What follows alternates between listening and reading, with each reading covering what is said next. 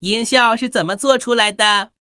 人们发挥创造力，用很多不同的东西模拟出一些特殊的音效，比如用手拍膝盖，或者木碗倒扣敲木桌，就可以制造出马蹄的声音，是不是很神奇？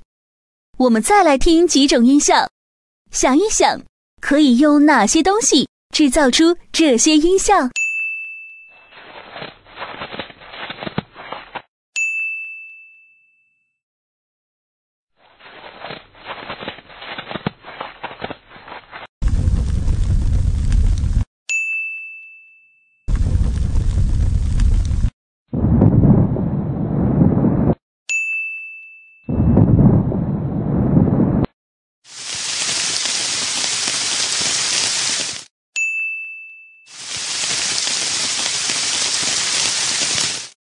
专业从事这种工作的叫拟音师，他们非常有想象力和创造力，是用音效来讲故事的幕后艺术家。